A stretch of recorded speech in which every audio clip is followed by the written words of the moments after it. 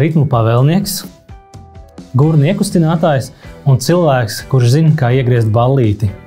Zane Stocka. Es aprēķināju tā, viena dziesma 3 minūtes, man būtu jāspēlē tur tā kā, neatceros 6 vai cik tur tās stundas. Tad tev pavarās vienkārši iespējas no vienas vietas, tev pavarās iespējas vēl.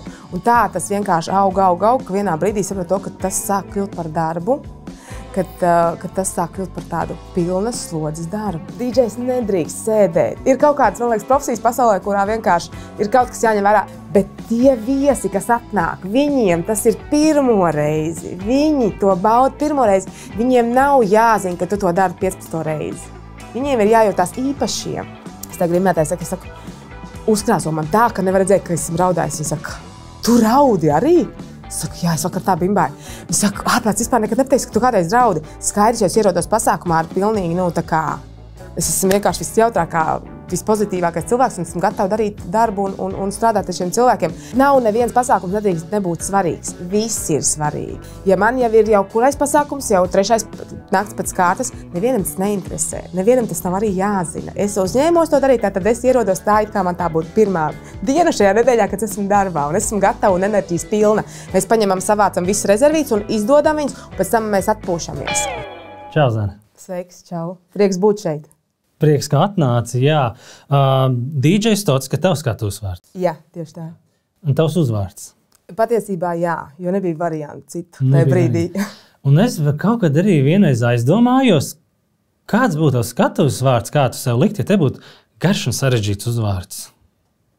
Es aizdomājos. Nē, es laikam par to neesmu domājis, jo kaut kā toreiz, kad es sāku nodarboties ar mūziku, kad sāku to atskaņot publiski cilvēkiem, tad tas man bija tā kā vārds un uzvārds, tas, kas gāja kopā. Bet tad, kad tas sāka kļūt jau par tādu darbu, tad kaut kas bija jāmaina, un es to vārdu gribēju dabūt nost. Jo Zane Stocka, man nepatīk.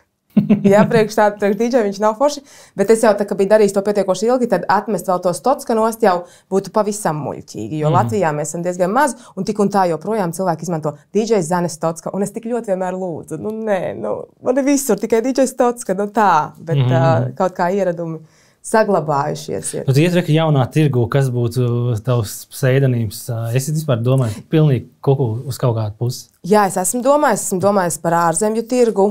Un tad tur noteikti būtu jābūt kaut kam tādam, kas ir vairāk uz to angļu valodu tā kā mērķēts un tendēts.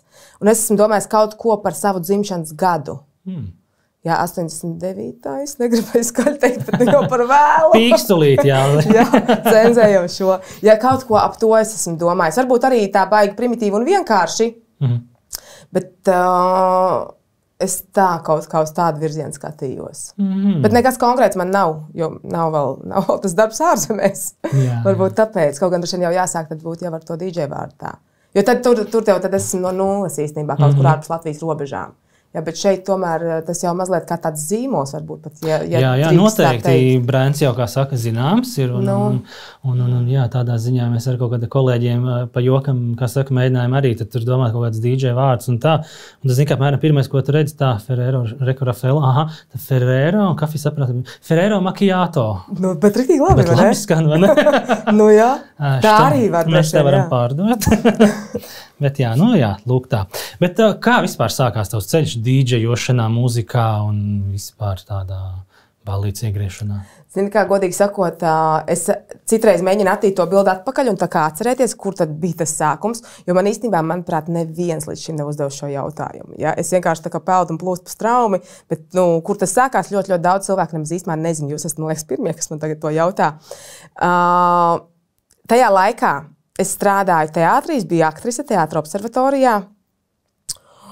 Un ļoti bieži pavadījām laiku teātra bārā. Un tajā laikā teātra bārā dīdžeji aktieri un režisori nedēļas nogalēs bija dīdžeji un spēlēja savas mīļākās dziesmas, melodijas. Bija tāda pasākuma sērija viņiem. Un tur spēlēja arī mans kolēģis Andris Buls, tur spēlēja no Dēls teātra arī daži aktieri, un tur spēlēja arī vēl režisori, kas bija no neatkarīgiem teātriem. Un mani arī uzaicināja, bet es mazliet, man liekas, tā kā uzprasījos, jo tajā laikā bija ļoti populārs Twitter platforma. Tagad arī tas ir populārs, jau atkal atgūst savu popularitāti, bet tajā laikā bija ļoti, ļoti populāra tā platforma. Un es toreiz ierakstīju tajā Twitterī, kurš gribētu mani kā DJ savā ballītē. Un arī aktieris, kas teātra bārā strādāja par bārmeni un arī lika tur to programmu izklaides, viņš man uzrakstīja, Klau, negribu uzspēlēt teātra bārā, tur piekdienā kaut kā, tā kā disenīti uztaisīt, un pārstāvēt tā kā teātra, no kurā tu strādā. Un man uzreiz, jā, super, daram. Un man vispār nebija nekādas zināšanas ne par ko. Tajā laikā es īrēju dzīvokli kopā ar draudzenēm. Un es saku, man jāspēlē tur teātra bārā, wow, visi nāks, tur baigais ballīt būs.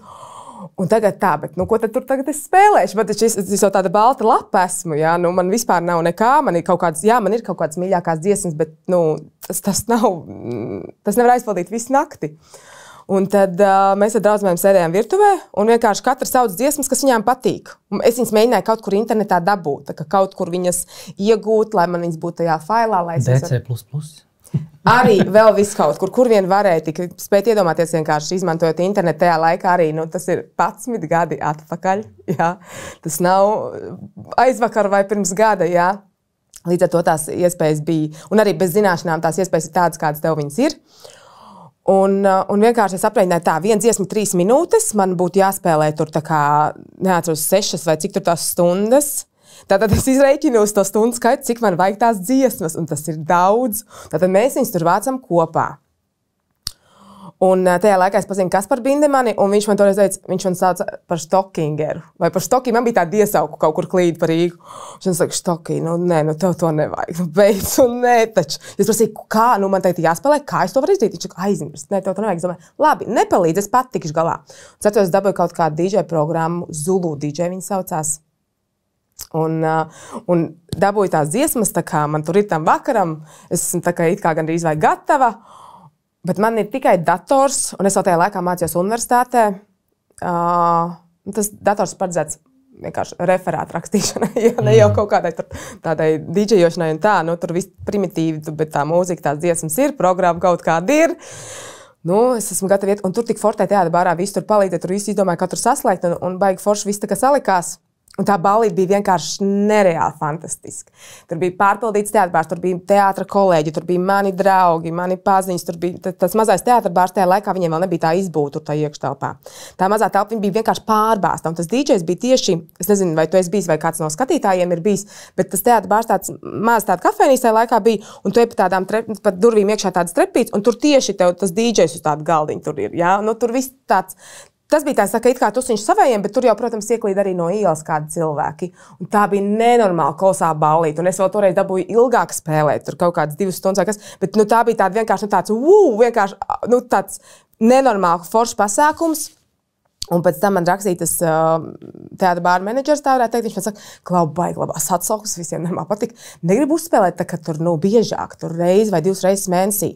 Un es, protams, ka es gribu, man arī riktīgi patika, un tad saprotu, tā, ja man jāspēlē vēlreiz, tad man jau ir pie tā bišķiņ jāpiesādā, man jau jāatbūni citas dziesmas, un tā man jau ir jāatlas kaut kā vairāk tā informācija, ar ko es tur varu strādāt tiem cilvēkiem. Man nebija austiņas, man nekā nebija. Un tā ir pirmā reize, man tās austiņas, man liekas, iedeva no teātra bāra. Jo tur viens bārmenis arī bija DJs, kas tur ik pa laikam tur spēlēja. Tur viss tādi, tur bija arī no Jaunā Rīgas teātra gaismotājs strādāja tajā teātra bārā. Viss tāds foršs kolektīvs bija ļoti tāds pretimnākošs un ļoti, ļoti mājīgi sajūta. Tur bija tāda droša vide, tāda forša bija. Un es strādāju tajā teātra bārā, gāju kā DJs. Atalgojums nebija toreiz, tu varēji izdarīt visu bāru. Tas bija tavs honorārs, bet tas bija tik forši. Tā bija tāda ballīte ar tādu pievienoto vērtību, laikam tajā laikā. Un tā tas viss sākās. Un tad, kad es nospēlēju to kaut kāds jau 2 reizes tajā teātra bārā, tad mums bija, jo es sāku janvārī.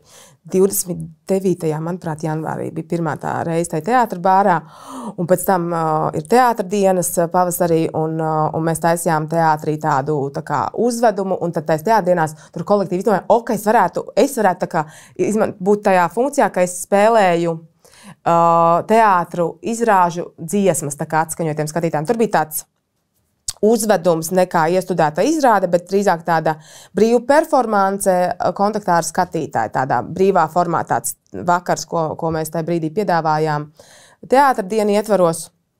Un toreiz tad es tādu vēl uzņēmos, ka jā, es to varu.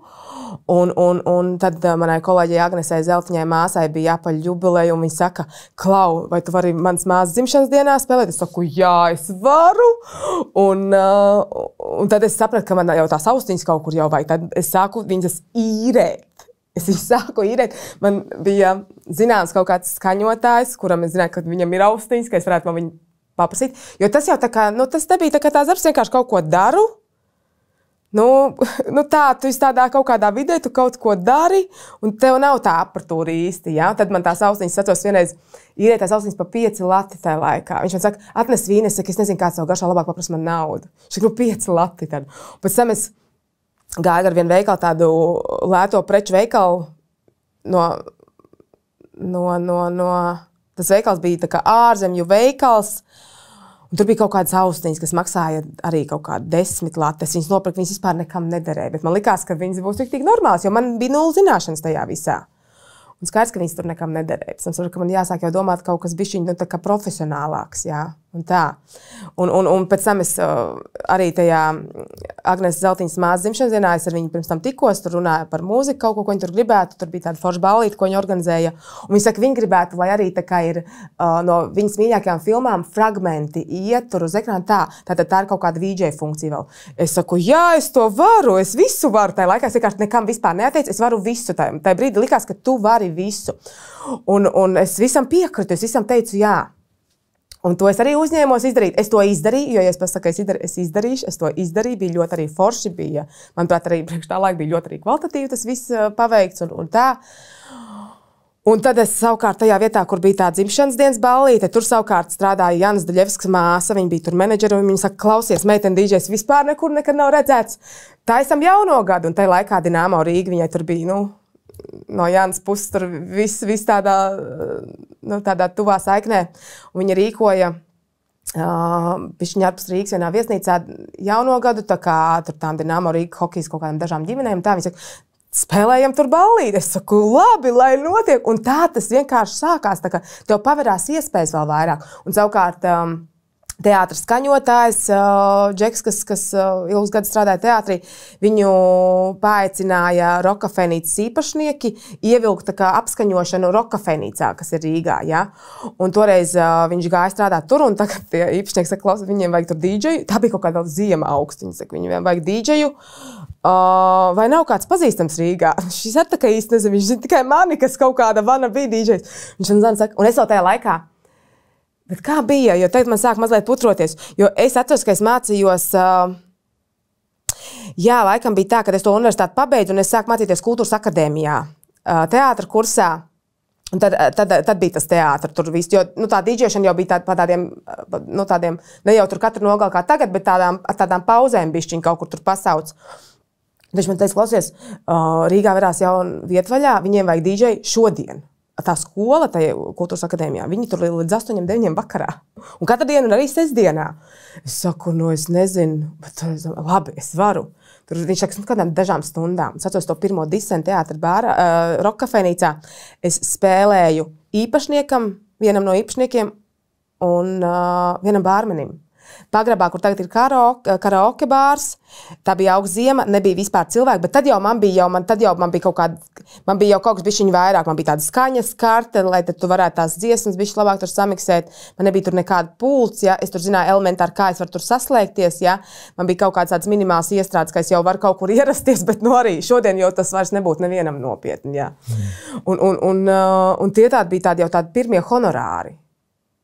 Un tad viņi man gribēja vēl, un tad viņi man gribēja tur katru nogali jau. Un tad tev pavarās vienkārši iespējas no vienas vietas, tev pavarās iespējas vēl. Un tā tas vienkārši aug, ka vienā brīdī saprot to, ka tas sāk kļūt par darbu, ka tas sāk kļūt par tādu pilnas slodzes darbu. Mm-hmm. Un no tām pirmajām dīdžejošanas reizēm un salīdzinot tagadējo, kā saka, profesionālo darbību, kas tajā visā tev visvairāk patīk? Man laikam patīk tas kontakts ar cilvēkiem, ar publiku, tā komunikācija, ko tu izveido. Skaidrs, ka šodien vairs būtu tikai dīdžiem, kurš samiksēt dziesmas ballītē, nevis fonā, ar to jau ir mazliet par maz. Tev jau ir jāsāk izmantot, laikam, tieši tā komunikācija, pielietot mikrofonu. Tev ir jāuzrunā tā publika. Tev ir jādabūn jau tāds kontakts, lai viņi atsaucās uz to, ko tu saki. Latvijā to ir joprojām ir maz DJ, kas to piekop, ir maz vietas, kur to var piekopt, jo mums nav nakts klubi, mums ir īstenībā vairāk, mums ir muzikālas kafejnīcas, jā, mums ir muzikāli bāri ar DJ, kurš stāv stūrī tumsā, tur spēlē 10 stundas, vispār neviens nezina, ka šeit ir vispār DJs, ja, bet skan forša mūzika. Spotify fonā, jā? Jā, DJs. Jā, un tās mikrofona iespējas mums arī ir ļoti limitētas. Mums ir kaut kādas dažas vietas, kur jāizzina, ka tur tiešām ir spēlētie DJ izmanto. To bija viena forša vieta, ko pirms 2 gadiem atvēra, bet šobrīd viņi vairs nefunkcionē tieši kā naktsklubs ar DJiem. Viņi vairāk uz privātiem pasākumiem šodien orientējās. Un tad, kas ir tās foršākās vietas, tie ir privātie pasākumi, kuras tiešām var uztaisīt nenormāli foršo tāds showtime mazlietiņ, tā kā tajā brīdī, kad jau visas oficiālās daļas apbalvošanas un visas uzrunas ir beigušās, ir grupas pat beigušas spēlēt, bet tagad ir tas DJ laiks, ka es varu strādāt ar to publiku, kas ir palikusi un kas vēl ir gatava ballēties. Un tad tiešām es varu izmantot to mikrofonu un to kontaktu ar viņiem. Festivāli, kas mums arī ir ļoti maz un tās iespējas ir ļoti limitētas. Bet pateicoties tam, ka es šobrīd arī darbojos EHR Mediju grupas radiostacijā Radio Superhits, līdz ar to man ir bijusi šī iespēja strādāt arī festivālos un arī ar tādu showtime. Un arī tad ir tā foršā sajūta, kas man ļoti patīk, tas kontakts ar to publiku. Bieži vien, kad mums ļoti daudz, kur ir vajadzīga tā fona mūzika, tu ir tāds fons, un tad jau arī tādi darbi man patīk, man vispār patīk visi tie darbi, kurus eju, ko es daru, bet tad jau tas ir vairāk par tādu atmosfēras radīšanu. Par to, ka tu redz, ka cilvēki forši pavada laiku. Kaut kā var jau mazliet tā kā nolasīt, ka tas cilvēks viņš tā jauki pavada laiku, viņš tur sēž, viņš nesteidzās, viņš varbūt pasūta vēl kaut ko. Agrāk arī diezgan bieži nācās spēlēt kādos restorānos šo fonu atmosfēru radīt. Un nodrošināt to muzikālo noformējumu. Jā, tagad tas pēc pandēmijas ļoti daudz, kas ir mainījies, bet tajā laikā pirms pandēmijas bija daudz tādas vietas, kur viņi vēlējās DJs, jā, kur bija šis budžets papildus atvēlēts DJam, un jā, bija forši izbaudīt to, ka cilvēki forši pavada laiku, nesteidzoties, baudot vakariņas. Viņiem nav jādejo, man nav jāpanāk tas, ka viņi dejo, man nav jāpanāk tas, ka viņi nevar sarunāties. Nē, ir fona mūzika, un viņi forši pavada vakaru. Un tad rekur no tādām ballītēm, kas ir pēc 2:00, ja, kad grupas ir norimušas un tā. Un tad ir tavs tas laiks, un tu noteikti arī uzlādējies riktīgi ar mūziku, ko tu pati liec līdz rītam. Un nav tā, ka tu aizēji mājās, un es tik ļoti uzlādēju, ka es nevaru aizmigt. Jā, tā ir ļoti bieži. Agrāk tas bija ļoti izteikti, un tā bija tāda pat liela problēma bieži vien. Jo, ja tu nostrādā, piemēram, 4. nakti, 5. nakti, bet tev vēl ir tā 6. diena priekšā, ja, tev jau tie spēki ir kaut kā izsīkuši. Ja, tātad tev ir svarīgs tas miegs, tev ir svarīgs kvalitatīvs miegs, bet tev jau galva strādā tam nākamam pasākumam, iespējams, tur vēl kaut kas jāpiegatavo, pēdējie sagatavošanās darbi. Ja. Ir tāda problēma. Tagad jau kaut kā mazāk, viņi ir pateicoties kaut kam, es nezinu, bet laikam arī tas nogurums un organismām, lai atjaunotos pēc katras tās nakts, viņam vajadzīgs vairāk laiks. Tad iespējams, ka arī ir mazliet vieglāk aiziet gulēt. Jā, bet mūzika skan galvā ļoti bieži pēc spēlēm. Jā. Tur arī minēja par tiem atmosfēras radīšanas un tā kā citi pasākumu formāti. Un te ir tā DJ aizberga neredzamā daļa, kas ir tik daudz stundas uzlikt reāli sagatavoto mūziku, vai ne? Ir taču diezgan liela starpība spēlē kārtīgi ballīti vai tev kādā zelīdā restorānā vajag noskaņu radīt. Un tas pats arī, kas mums ir pasākumu industrijā, tematiskie pasākumi. Tur jau mums vajadzēs spāņu ritmus, te mums vajadzēs tādus, un tad mums vajadzēs tādus. Jā, kā tev tas sagatavošanās posms tev iedot kaut kādu 90, 80, 70, Spānija, kaut kas tāds. Kā tev tas notiek vispār? Tā, tīri tehniski arī dziesmu atlas, jo tas baigi laikietilīgs process pareizi, ne? Jā, tas ir, atlasīt mūziku vai vai iegūt jaunu mūziku, tas ir ļoti, ļoti laikietilpīgs process. Ļoti. Un bieži vien ir tā, ka es kaut kur, tas pats rādio, vai kaut kur tu veikalā, vai kaut kur tu izdzirdi kaut kādu dziesmu. Shazam? Jā, kaut vai Shazam, tu viņu, vai tev pat atmiņā atsauc, šādu dziesmu tu viņu sen neesi izmantojis, baigi labi būtu atcerēties, viņu pieglabāt un vai dabūt vēlreiz, vai atjaunot un tā. Un bieži vien, piemēram, tu meklējot kaut kādu mūziku, kaut kādas dziesmas, tu atrod vēl kaut kādas citas, kas liekas, ka varētu būt labas, tu visu tur savāc tos dziesmas, reāli tos failus, tos MP3 failus, jo es nedarbojos online, es visu vācu kā failu, kā viens gabals dziesma ir viens fails savā datorā. Es viņas savācu, piemēram, tur 100 dziesmas, kas man atsevišķi kaut kur viņas ir dzirdētas, kaut kur viņas ir radušās, un bijis tas iemesls viņas atkal dabūt. Un pēc tam, kad piemēram, gatavojas pasākumu, tu gribētu viņas izmantot, beigās vienkārši der tikai 2 no tām. Tas viņas beigās nenostrādā tā, vai ir bijis kaut kāds cits sajūts, kad tu viņas esi piefiksējis un liekas, ka, baigi foršais gabals, tad varbūt bija tikai viens moments foršs, un pārējā tā dziesma vispār viņa nav īsti tas, ko es meklēju. Ja? Un tā bieži vien ir, ka no tām 100, ko tu dabū, un beigās 2 dziesmas ir tikai tāds sakarīgs kaut kur, un tad tie 98 faili vienkārši ir tāds laiks, kas ir izpeldējis kaut kur. Tas līdzīgi kārtām TikTok virālajām dziesmām. Tur tas viens piedziedājums vai tā daļa ir tik forša, pārējā dziesma, tu viņu neklausīsies, ne jau vēl ballītē liks, vai ne? Jā, bet arī daudziem pasaules slaveniem dziedātājiem, kas ir kaut kādā veidā savu popularitāti ieguvuši caur TikTok platformu, viņi ir bijuši tie, kas ir dziedājuši fragmentu kaut kādu vienkārši īsu, tā kā izveidojuši īsu dziesmu, bet tas ir aizgājis tik ļoti vairāk, ka viņiem nācās uztaisīt veselu dziesmu, lai tas nokļūtu radio rotācijā, lai to varētu izmantot kaut kādiem komerc nolūkiem. Ja? Un arī bieži vien tiešām tas fragments ir tas, kas ir bijis visideālākais. Jā, un tu varbūt arī kaut kāds Spotify algoritmus izmanto savā labā, jo, tur... Nē, es vispār ilgu laiku pat nebiju Spotify klients. Šausmīgi ilgi.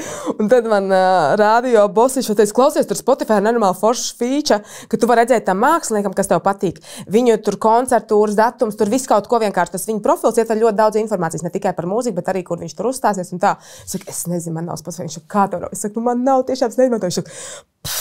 Davai, es tev pievienošu tam viņa kontam kaut kādam tur klāt. Jā, un es joprojām esmu. Es saku, ka Gunters man neatslēgs no tā konta, jā, jo man pirms tam tā kā nebija aktuāli.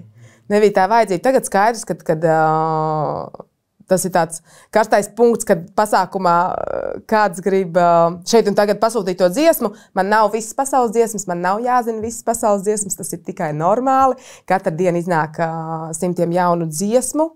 Tam izsekot līdzi vispār nav iespējams. Es pat taisot radio raidījumu vienreiz biju apkopējis informāciju, cik daudz cilvēkam būtu nepieciešams pavadīt laiku, klausoties tikai mūziku, lai spētu noklausīties visas dziesmas, kas ir kaut kādā tur laika posmā radīts. Un tas nav reāli, tas nav iespējams. Ja? Cik daudz rodās jauni remiksi, jauni gabali un tā. Tas ir ļoti laikietilpīgs darbs. Un līdz ar to man ir planšete, ja, kurā ir šis Spotify konts vai arī tad telefonā, un tad es vienkārši viņu izmantoju kā SOS variantu, lai man nav jāmeklē savos avotos tā dziesma, kas ir šis pasūtījums, un tad man viņi ir jāapstrādā, lai viņi ir ielikt programmā. Tas paņem laiku, un citreiz tas laiks ir ļoti, ļoti svarīgs. Tu vairāk arī pasākumu gatavojies tā kā uztaisīt tādu setlistu saucamo, kad viss reka manas dziesmas, vai tu vairāk tā tausti to publiku? Taustu. Pilnīgi noteikti taustu, jo katra reize ir pilnīgi savādāka. Es skatos cilvēku vecumu. Es arī bieži vien, es pat varbūt nezinu tajā brīdī, kad man pasaka, ka pasākums ir vai var strādāt, un es piekrītu, ja es varbūt pat nezinu, kam tas pasākums ir, ja, un nāk tuvāk, tad es uzzinu, kam tas pasākums ir, tās nodarbošanās, tās cilvēku intereses, ja, arī bieži vien ir varbūt tas rādītājs, kā tad es iesākšu to pasākumu, jo kas, manuprāt, ir cilvēks pirmais, kad viņš ieiet telpā, atnāk uz pasākumu, kas ir pirmais, ko viņš ieiet telpā, kādas tās maņas strādā, tā ir dzirde un tādā redze. Principā viņš pirmais ienāk telpā, kur varbūt pat vēl nav garderoba, bet varbūt drēbes varēs nolikt mazliet uz priekšu kādā telpā. Viņš ienāk iekšā, bet viņš jau dzird, ja, jo parasti jau tā apskaņošana ir tad, varbūt ne tikai galvenajā zālē, bet arī vēl ienākot pa durvīm, varbūt pat citreiz ārpusē. Ja? Tātad pirmais ir mūzika, ko viņš dzird. Tad ir arī vēl smaržas, ko viņš sajūt tā kā telpā ienākot, un viņš redz, kaut kas te ir kaut kādas dekorācijas, bet viņš neredz vēl to, tā kā varbūt to vislielāko telpu, kas ir pasākuma telpa, kas jau ir ārkārtīgi skaisti izdekorēta, ja? Bet viņš dzird visu laiku to mūziku, un mūzika, manuprāt, ir ļoti svarīga tajā brīdī. Ļoti. Ir svarīgi sākt darbu pirms ierodās pirmais viesis, bieži vien viesi ierodās ātrāk. Tev ir jābūt gatavam sākt. Tad, ja. Skaidrs, ir nenormāli forši, ja viesi ierodās tad, kad ir jāierodās tevis ātrāk. Es tiešām strādāju pasākumā, kur ierodās viesi ātrāk, bet nav gatavs. Nav gatavs pasākums, nav. Un aģentūras cilvēki lūdz šos cilvēkus atgriezties uz iešanās laiku, jo viņiem nav iespēja viņiem nodrošināt nekur vietu, nekādu. Un tas ir, manuprāt, ļoti, ļoti zolīdi, ja cilvēki tiešām ievēro to laiku ierasties vai tieši tais 6, 7 vai 5 minūtes pēc. Jo tāpatās, ja jums jāierodās 6, mēs nesākam 6, tur nav apbalvošanas ceremonijas 6. Nē, jums ir dots laiks welcome drinks, jums ir dots laiks nofotografēties, varbūt ir kāda pirmā atrakcija, varbūt kāda pirmā radošā darbnīca ir, jā. Kādas uzkodas jau varbūt jūs sasveicināties ar pārējiem viesiem, jums ir iespēja jau mazliet iesties, ir iespēja atģērbties, jā. Tas tā lēnām mēs ejam uz to pasākumu oficiālo daļu. Līdz ar to tiešām, ja jūs ierodaties ātrāk, tas var būt normāli, ka nav gatavs. Jā. Jā.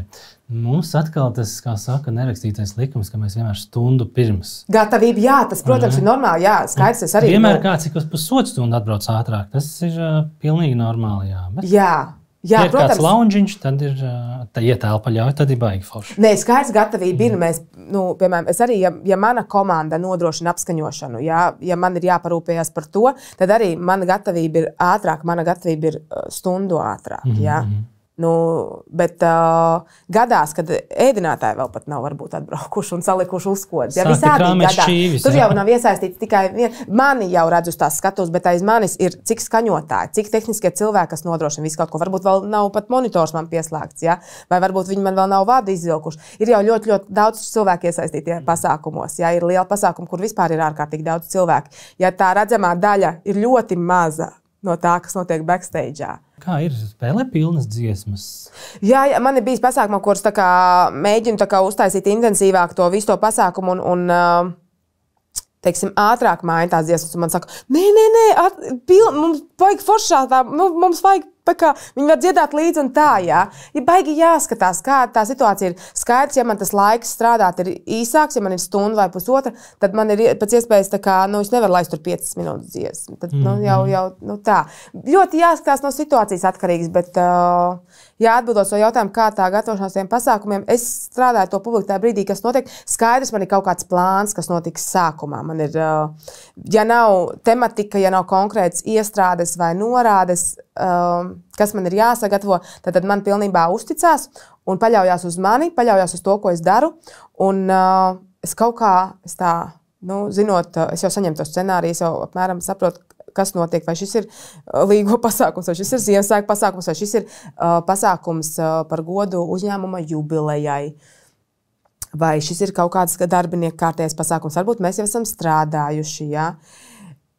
Ļoti daudz faktoru, kas ietekmē to mūzikas izvēli. Un sākumā, tad tam ir jābūt tādam patīkamam fonam. Es mēģinu izvairīties no dziesmām, varbūt, kas ir skumjas un gribēs likt cilvēkiem raudāt.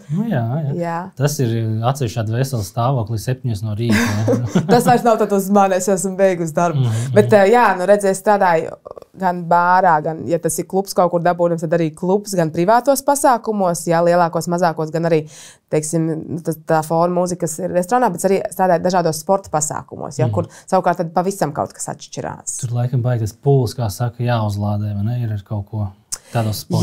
Jā. Man ir pieredze hokejā, futbolā un jau arī basketbolā. Jā. Šobrīd es arī sadarbojos ar basketbola komandu Zeļi, Rīgas Zeļi, un tā tad, katram kaut kādas savas nianses. Un tad tas jau ir kaut kas cits nekā privāts pasākums. Hokejam noteikti savas himnas, futbolam ir savas himnas, mūzikas un... Futbolā tur nekas tāds nebija. Futbolā bija Es nezinu, kaut kā baigi paveicies, tie cilvēki man uzticējušies ir kaut kā. Jā, un arī aizrunājāmies par to, kā to publiku jūt. Ja, ja tu neplāno pilnu dziesmu spēlēt, tu redzi baigā ballīt, tad jau lai skan līdz galam. Jā, jāskatās, kas notiek. Jā, ja tu to pūtā forši pavelc uz to stilu vai uz kaut kādu to dziesmu, ja, tad lai viņi skan, tad cilvēkiem patīk, viņi dzied, viņi dejo līdzi, ir forši notiek, varbūt kāds vēl pievienojas. Bieži vien kaut kur dziesmas vidū kāds pievienojās.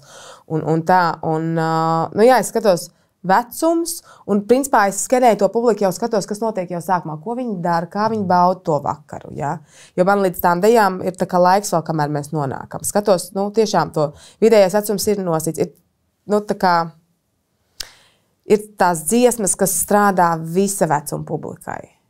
Ir tādas, ja, un tie ir tie hiti, tie ir 80. un 90. gadu hiti, ir, ko zina visi. Un kas tagad ir arī pateicoties TikTok platformai ļoti raksturīgi atgriežas tās dziesmas, kas bija, teiksim, manā jaunībā tādos MTV un Vivas laikos bija populārs. Ja. Eminems atkal ir populārs, Maikls Džeksons ļoti maziem bērniem šobrīd ir ļoti aktuāls un patīk.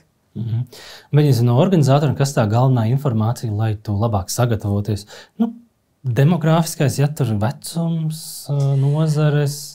Lai es labāk sagatavotos, man laikam ir svarīgi zināt no aģentūras, vai man ir jāpiegatavo kaut kas īpaši, ir kaut kādi momenti apbalvošanas ceremonijai, varbūt tad man ir jāzina, vai man ir jāzina, cik cilvēki tiks apbalvot, lai katram sagatavot kaut kādu fragmentu, ja? Vai ir kaut kādi īpašie momenti, kas, citreiz ir kaut kādi tādi momenti, kur tev ir jāpielāgo tā mūzika, ja? Kaut kas jāatrod, ar vadītāju jāsastrādājās. Man ir svarīgi zināt, kurš ir vadītājs, vai es ar viņu esmu strādājis, tad, ja, vai man ir kaut kas jāsagatavo, kas viņa daļām ir nepieciešams. Jā. Viņš nāk ar savu USB, jā, te ir dziesma, būs aktivitāte. Jā, tā arī ir bijis ļoti retas reizes, bet tā ir bijis. Tas laikam ir tad, ja, piemēram, klients ir uzrunājis atsevišķi vadītāju, atsevišķi DJ, un tātad mums tad ir jāatrod tas satikšanās punkts. Bet, ja tas ir caur aģentūru, tad aģentūra ir tas cilvēks, kurš tur rūpi par visām pusēm, un ja man ir jautājumi, es vēršos pie aģentūras. Un viņi zinās visu, un viņi atbildēs uz visu. Un tad arī viņi man pateiks, kas jāsagatavo, kam ir jāpievērš uzmanība un tā. Un jau lielā mērā tomēr kaut kā ir paveicies, droši vien tā arī jāsaka, ka tā uzticība ir tāda liela. Un pieņemsim tavuprāt, kā DJiem pasākumos, kāzās, korporatīvajos, publiskajos sporta pasākumos. Kas ir tie nerakstītie likumi, labais tonis, sliktais tonis, kas tev izkristalizējušies pa šiem gadiem? Nesēžam. DJs nedrīkst sēdēt. Ir kaut kādas, man liekas, profesijas pasaulē, kurā vienkārši ir kaut kas jāņem vērā. Arī, nesēžam. Tas izskatās tik slikti, ja DJs sēž. Viņš ir atslābis, viņš vairs nav vispār fokusā, viņš jau ir vienkārši, varbūt viņš jau ir citur, viņš jau vienkārši domā par vakariņām vai par kaut kādiem savu iemīļoto seriālu, kur tu tās varēs noskatīties sezonu līdz galam. Jā. Nē, manuprāt, ir kaut kādas lietas, ka, ja DJs sēž, tas izskatās ļoti slikti. Manuprāt, tas izskatās slikti. Tev ir jābūt tonusā. Tu šeit tagad, šis ir pasākums, ar kur tu atnāc ar prieku radīt citiem prieku. Jā, Jelgavas tonusā. Arī tur nedrīkst sēdēt, ja kas, jā. Bet nesēžam, manuprāt, tas nav labais tonis. Es nekad nesēžu. Man bieži vien aģentūras cilvēki vai kāds klients vai kas neskrāt, saka, nē, paldies. Man nav nepieciešams, vai noliek malā, ja es zinu, viņa neizmantošana, bieži vien viņš tur liekam viņu nost, jā. Tas ir tiešām, manuprāt, sliktais tonis sēdēt, un tāpatās arī galda augstums. Nevar nolikt šī tik zemu galdu un tagad cerēt, ka tīčiem būs ērti strādāt. Nebūs ērti strādāt. Viņš stāvēs ar salīkušu muguru, viņš būs ar tādu kupri, viņš būs šitā, ja principā viņš jau vairs tā pasākumā īsti tā kā nav.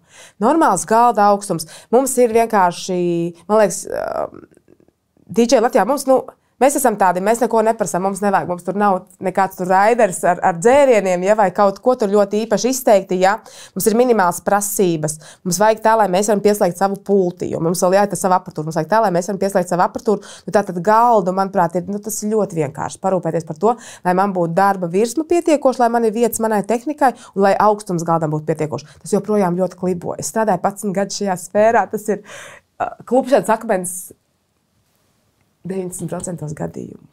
Man ir tehniskajā raiderī informācija, kur jau man liekas, tā arī jāpapildina ar to, ka es lūdzu stabilu galdu. Jo, ja es lēkāju pa to skatu galds, lēkā man līdzi, ja kas nav forši īsti, ja? vai galdam ir kājas šitā, ka vienkārši, ja? Jā, ļoti daudz man liekas arī tos sintezatoru statīvus ar galdiem, un viņiem tās kājas diezgan nestabilas. Jā, visais uzgrūdīšos, būs tehnika pa zemi. Jā, un it sevišķi tiešām tu vēl, kā saka, iedejojies, nu tur ir ar Dievs pusē, kā saka. Bet tā es arī citreiz jūtos, kā man liekas, nē. Bet saprot, tas ir tas posms, ka ja es tur teikšu, klausieties, mīļie, man bija raiderī galds 1,10 m maksimums, tagad man ir pie galda 70 centimetri. Jūs man teicāt, ka jūs sarūpēsiet. Redziet, es nevaru būt cilvēks, kurš pasaka, ka man vajag galdu, jā. Jums bija tas raiders, bet es nezinu, ko jūs tur izlasījāt, ka jūs man uzliekat ēdam galdu. Tas ir ļoti bieži, piemēram, arī es prasu, vai jums ir iespēja nodrošināt šo galdu. Jā, būs, es saku, izmērā, jā, būs, es ierodos, un galds ir ēdam galds. Es saku, atvainojiet, man vajag galdu tā kā augstāku. Mums jau nav. Bet es taču ar jums runāju. Jūs teicāt, ka mums jādabūna augstāk virsmu ar kastēm. Un tad man ir jāvēlt laiks meklējot pa kaut kādām virtuvēm, kaut kur. Kastes, jā, un meklēt šos tur paaugstināt. Un tad cilvēki ir apvainojušies, vai viņi tā kā aizvana. Bet viņi ir cilvēki, man būs jāstrādā tās 7 vai 10 stundas pie tā galda. Man vajag to, lai es varu normāli, tā kā tie normālie apstākļi darba. Tā ir tāda bišķiņa no ergonomiskā viedokļa, ja tu sēdi ofisā pie galda, tev arī vajag kaut kāds. Ja tu 8 stundas sēdi recepcijā pie lodziņa, tev arī vajag bišķiņa, tā kā, lai tu vari strādāt. Un arī man tās 10 stundas vai 9 būs jāstāv kājas pie šī galda. Tas nav vispār nekāda prasība, tā ir normāla vajadzība. Vienkārši galds normāli augstumā. Un tā. Tas ir tas tiešām, kas ir tāds nerakstītais likums. Manuprāt, nesēžam. Un manuprāt, arī nav forši, ja mēs ejam ēst pie kopīgā galda pie viesiem. Nē. Manuprāt, tu vari sarunāt ar viesmīļiem. Klau, tu esi tādā badā, tev tur tagad būs pauzīt, varbūt tev nav tur sarūpēts ēdienas backstage'ā, vai ir iespēja kaut ko dabūt ēdam, vai var sarunāt, ka kāds no staffā aiziet ar to šķīvi pie kopējām ēdienu galdiem un atnes mūziķim, DJam backstage'ā. Man liekas, tas arī nav smuki. Skaidrs visādi izņēmumi tā, es to nepiekopju. Es jau, kas es esmu, lai es tur teikt, kā citiem tur rīkoties, jā.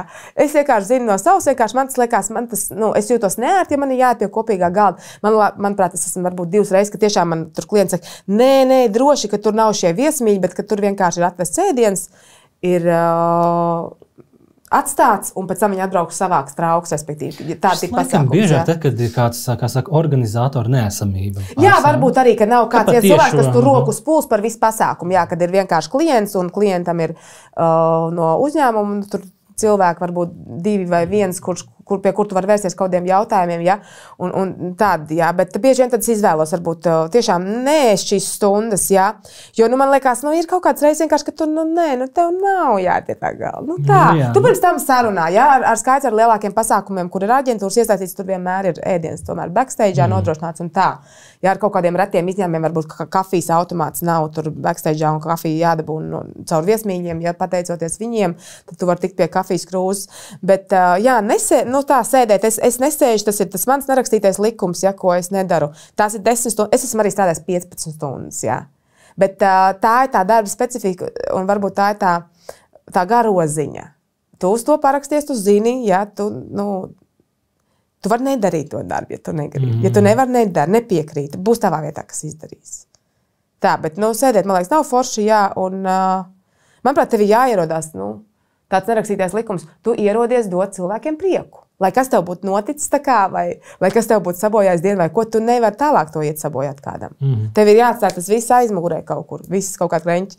Tā, man bija, ka es aizēju uz pasākumu, saka, tagad tur ir cits reizes, kad arī pasākumā tiek nodrošināts tur grīms, tur tērps un frizieris, un es tā grimētāji saku, uzkrāso man tā, ka nevar redzēt, ka esmu raudājis. Viņi saka, tu raudi arī? Es saku, jā, es vakar tā bimbāju. Viņi saka, ārprāts vispār nekad nepateiks, ka tu kādreiz draudi. Skaidrs, jo es ierodos pasākumā ar pilnīgi, tā kā, es esmu vienkārši visjautrākā, vispozitīvākais cilvēks un esmu gatava darīt darbu un strādāt ar šiem cilvēkiem. Man tas varbūt ir 150. pasākums. Es jau, varbūt esmu strādājis šo komandu ar daudz reizes, mēs jau visi zinām, ir varbūt arī kāds pasākums, bišķiņ tā kā copy-paste versijā, jā. Tā tad iestājas varbūt kaut kāda nosacīta rutīna, jā, un vadītājs tas pats un ēdinātāji viss tā kā, jā. Bet tie viesi, kas atnāk, viņiem tas ir pirmo reizi. Viņi to bauda pirmo reizi. Viņiem nav jāzina, ka tu to dari 15. reizi. Viņiem ir jājūtās īpašiem. Mans uzdevums ir dot viņiem to sajūtu. Jā, tas arī man liekas, visiem nozarei būtu jāsaprot, mums tā ir ikdiena, bet tiem cilvēkiem, viņi reizi gadā atnāk, un tev ir jādod maksimāli katru reizi, jo nedrīkst, kā saka, ļauties nogurumam un tādam, un tā kā nav neviens pasākums nedrīkst nebūt svarīgs. Viss ir svarīgi, Tā kā es hokejā saku, nav nesvarīgas spēles, visas ir svarīgas. Nav nesvarīgs moments, viss ir svarīgs. Tā kā, ja es to uzņemos darīt, tad es to varu izdarīt. Ja man jau ir kurais pasākums, jau 3.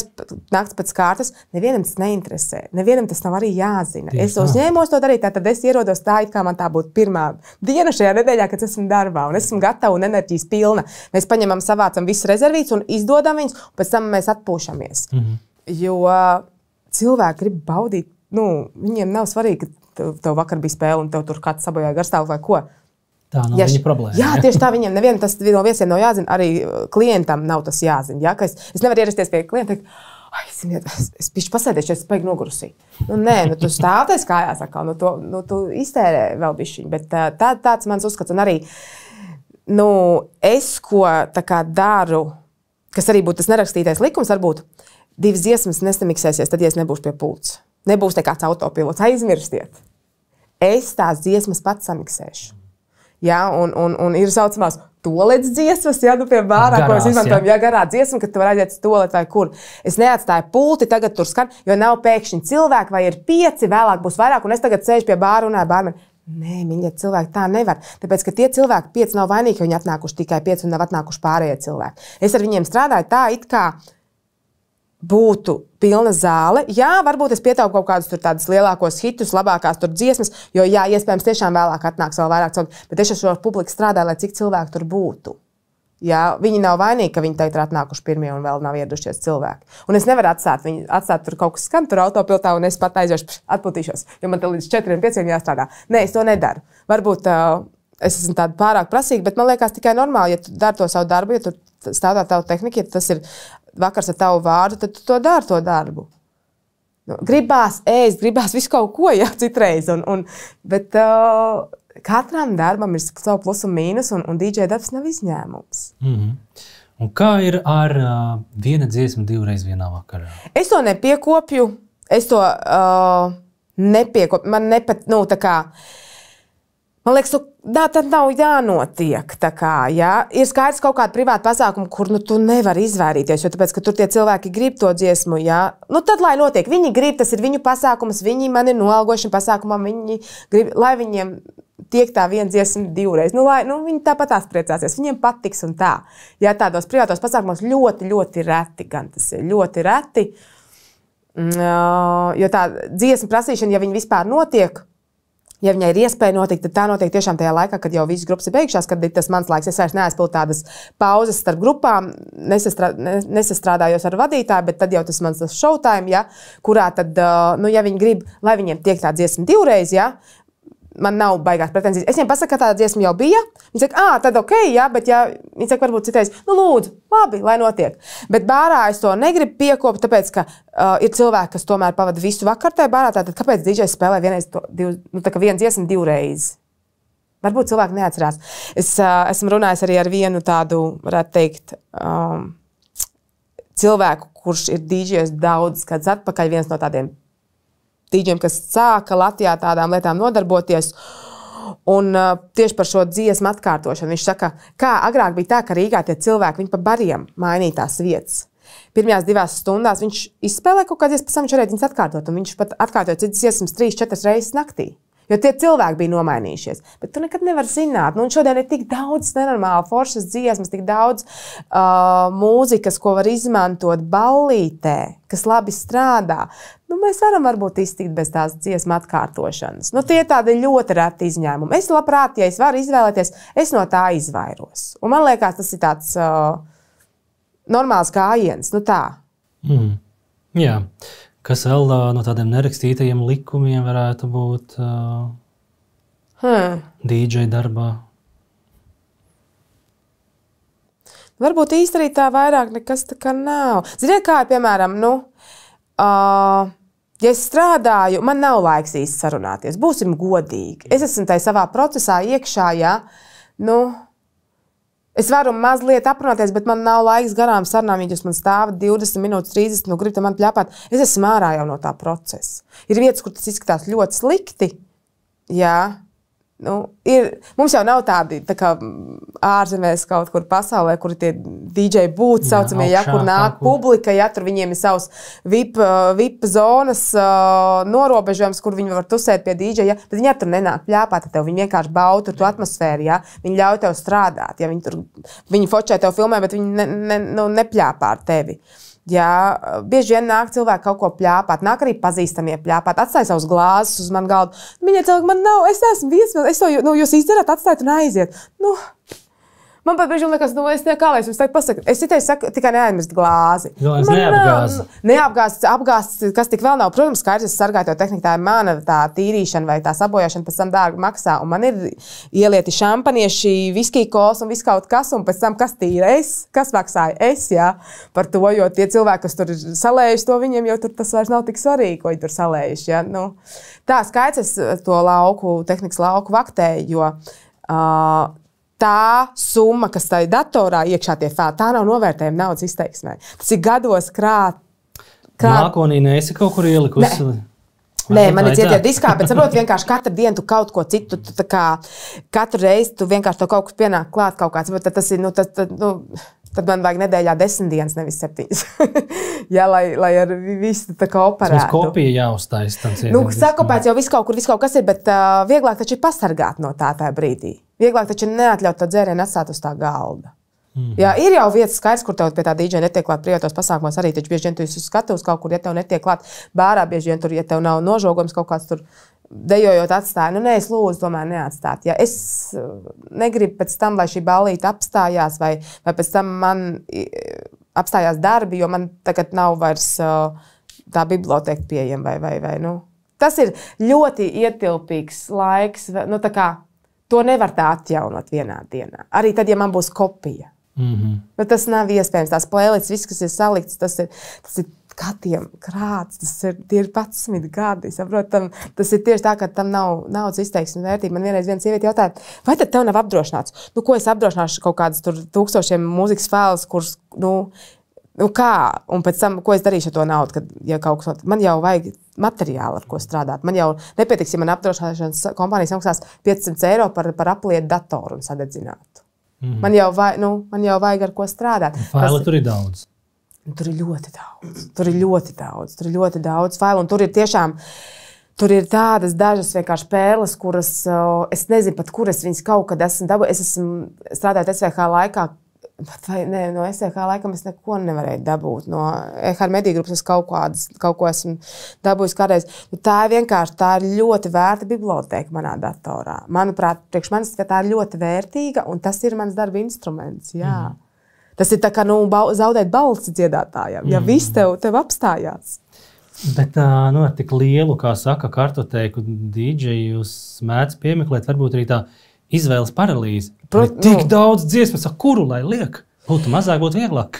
Jā, būtu daudz vieglāk un daudz, kas ir arī jāatmet, jo, piemēram, ir reize, ka tu gatavojies privātam pasākumam, tev ir kaut kāda uzstādījuma, tu kaut kādām kāzām gatavojies, tur jaunam pārim ir konkrētas vēlmes, kuras tu izmanto vienreiz, vai pat tu nepaspēji izmantot tajā kāza intensitātes procesā visā, tajā programmā. Bet tev tas ir palicis. Ir kaut kāda ļoti, ļoti maza fēla, ko no tās reizes, pirms 10 gadiem es viņu dabūju, tagad man viņu vajag.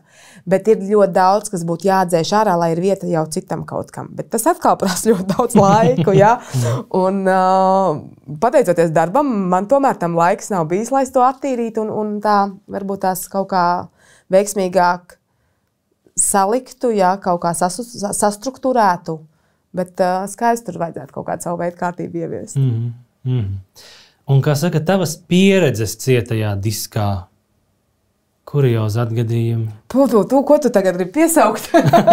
Nē, zini kā, skaidrs datori mainīti un programmām ir update bijuši visādi, ja, un agrāk es vispār strādāju ar cieto disku, es liku klāt cieto disku, jo tur bija nenormāli daudz, kas dators vienkārši to nespēja, viņi nespēja to panest, un tie cietie diski arī tad no nulles, tā kā viņi vajadzēja bišķi jaudīgāk kaut kā, vajadzēja lielāk, un tev visu to nācās tā kā pārlikt visu laiku, ja, bet tagad es izvēlējos par labu tā kā datoram, kurš vairāk ir ar atmiņu, lielāku atmiņu, un es caur datoru man vairs nav cietie diski, ja. Jo tas it kā bija, tad man tur bija triecieni izturīgie cietie diski, ja, ārējie cietie diski, ja, tad bija ūdens izturīgie, visādi veidi izturīgi un pakāpes bija, ja, un tie arī tēt ir daudz un dikti, tikai katrs jaunākais ir ar daudz vairāk to informāciju iekšā. Bet jā, es to, kā saka, kā tēlaini izteicienu teicu, dzīves cietais disks par kurioziem iekš pasākumiem. Par tādiem. Jā, ir bijuši, kā saka, tādi feili, nerežiņas, vai arī tieši pretēji, kā saka, gribēju kā parasti sanāca daudz labāk.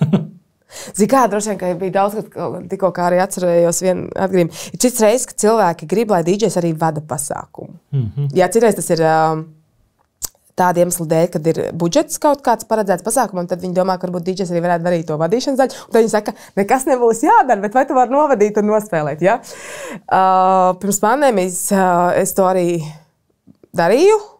Ļoti maz, bet tāds bija arī kaut tāds, bet tas bija jau daudz gadus atpakaļ. Bija vienkārši tāds, kā jau es izteicu tādu reizi, kad visam teica jā. Es vienkārši visam teicu jā, un viss arī izdarīja. Un vienreiz kāzas prasīja. Un viņi man saka, nekas nebūs jādara, bet tev jānovad un jānospēlē tās kāzas. Toreiz es pateicu, izvadīsim jauno pāri. Ja, nu, tā nesaka. Bet tajā brīdī tā kā, nu, tur bija tāda patīkama satraukt kaut kā. Neviens nepiefiksēja, bet es to piefiksēju. Ārprāts, ko es pateicu. Tā kā izvadīsim jauno pāri.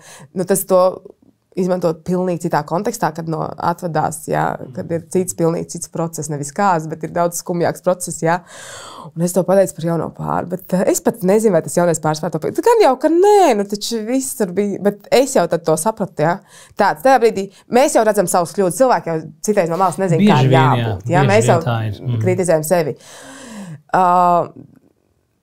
Tieši ar dīdžejošanu laikam var atzīties vienreiz, kā sanāca. To laikam nevienam neesmu teikusi. Bija viens pasākums, kurā man arī bija jānovada. Tas bija ļoti nopietns pasākums ar prezidentu, ar dažādām amatpersonām un ar olimpisko komandu, kas pārstāvēja Latviju olimpiādē. Tas bija tā kā, tas bija pasākums, kurā paziņoja, kurš nesīs karogu olimpiādas atklāšanā. Man uzticēja to pasākumu arī novadīt. Tā kā. Toreiz bija programma, tur visā tas bija agrs rīts, skaista vieta, daudz cilvēki, atbildība liela, scenārijas saņēma naktī, 2 vai 3, skaidrs tev vajag gan miegu, gan no rīta laicīgi piecelties, būt formā, spēt salikt 2 teikumus kopā. Skaidrs, ka, pišķiņ pa vēl kaut kas notika. Tagad tur uz vietas arī top izmaiņas scenārijā. Tagad tas prezidents ir jāpiesaka pirms dejotājām. Es to aizmirsu. Es pieteicu dejotājus, tad es atceros par prezidentu. Tāds ar te bija, ja? Jā, tā bija, bet tas bija arī vairākus gadus atpakaļ. Tur bija loģiski viss sanāca. Nebija tik traki. Tie cilvēki, kas tur bija, viņi vispār nezināja, kā bija jābūt, ka prezidentam bija jābūt pirms tam.